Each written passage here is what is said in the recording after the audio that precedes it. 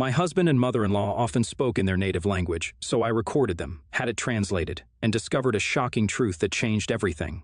My husband and I got married 2 months ago. We are both from different cultures and ethnicities. In his culture, living with his parents is normal.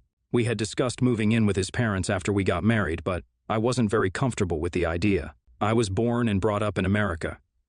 My parents moved here in their 20s to achieve their dreams. When I was 19, I moved out and they supported my decision. So I told him that I disliked the idea of moving in with the in-laws. He told me that it was an important part of their culture. I told him that I respected our cultural differences, but that I wouldn't compromise on this. I wanted us to have privacy, and I had visited his apartment. It wouldn't fit all of us. Now at this point, I thought that his parents lived with him.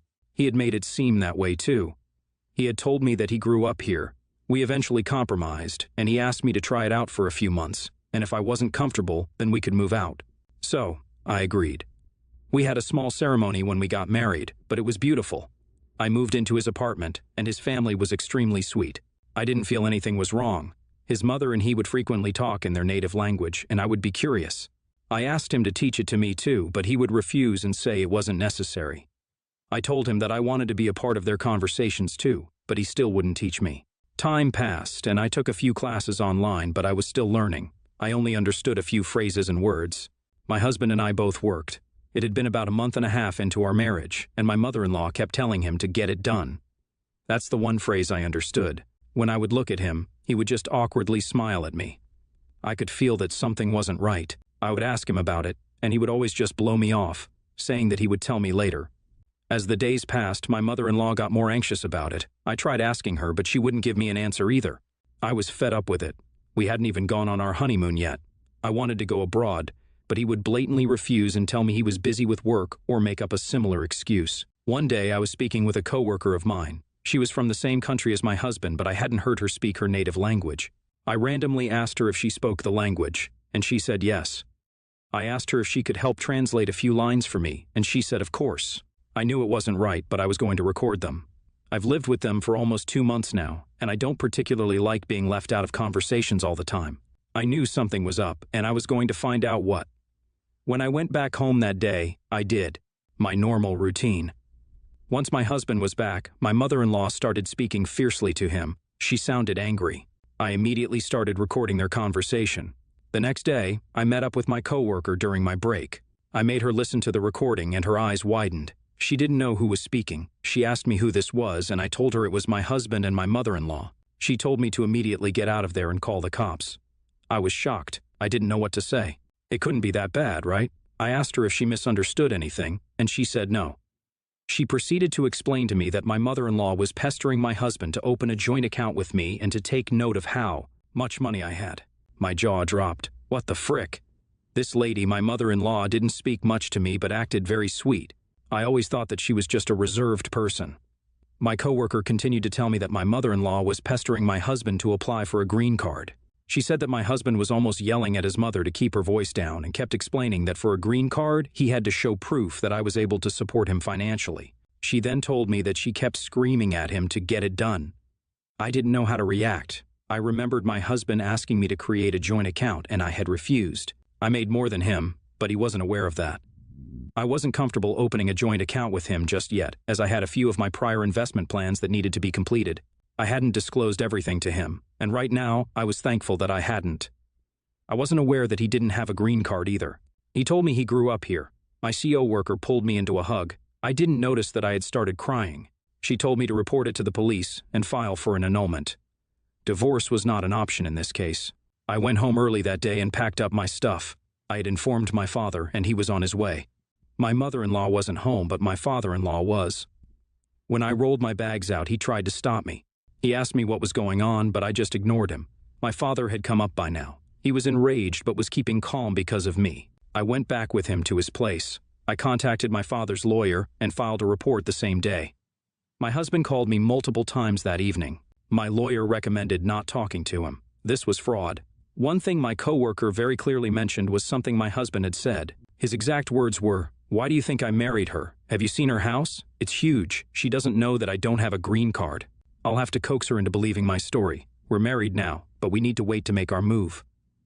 Looks like that a-hole forgot that annulment was an option. The audacity they had to speak all of this out in the open right in front of me. It's a good thing I have proof.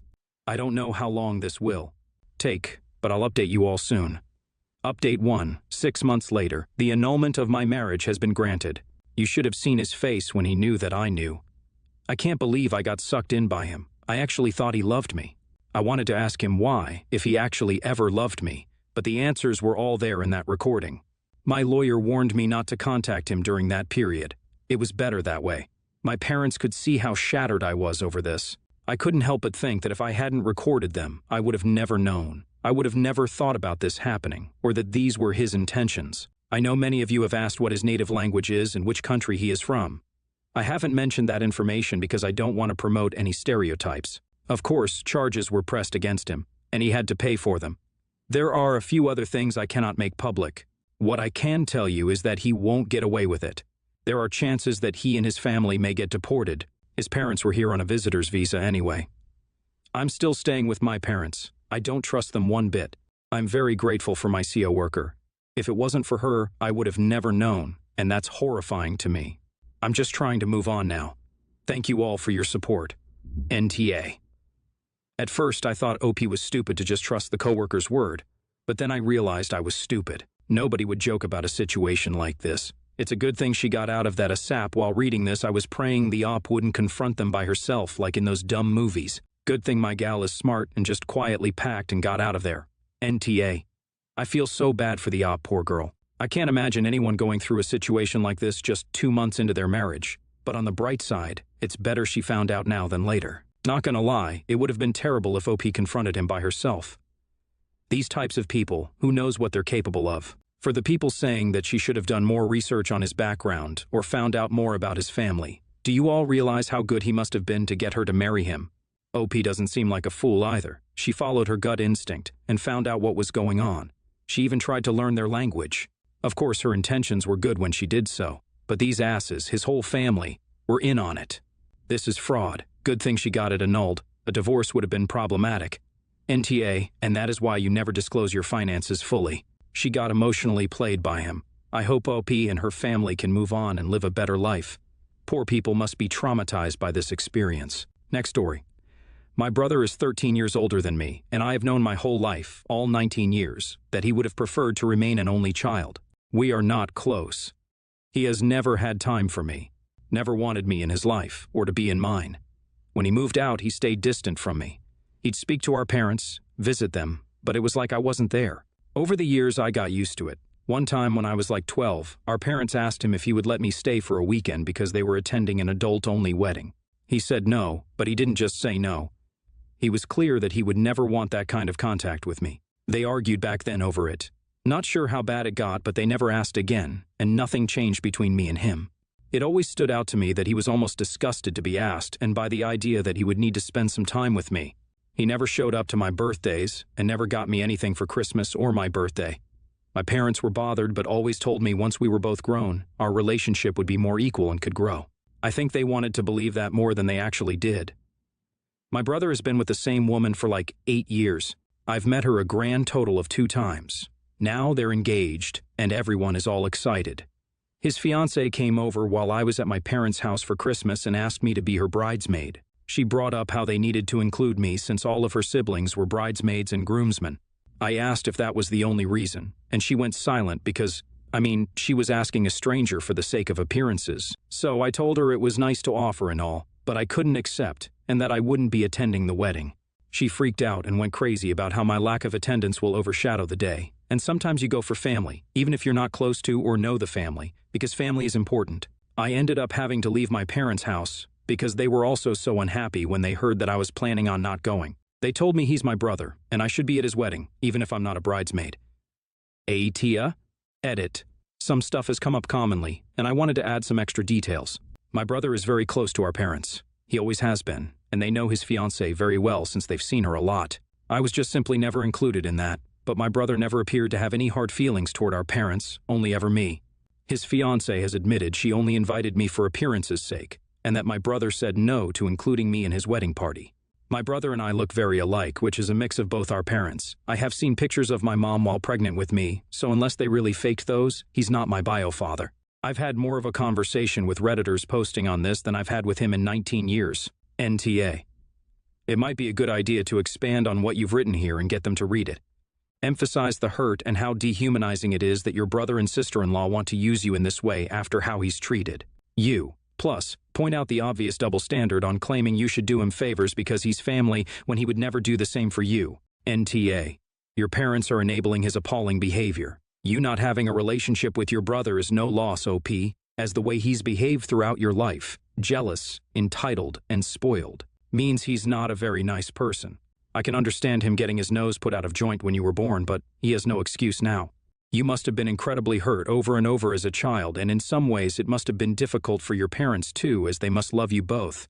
But now he's an adult and has reaped what he sowed. You're not his sister, nor family, because he doesn't want you to be. His fiancé will be aware of his feelings towards you and is just as nasty as him, Emo.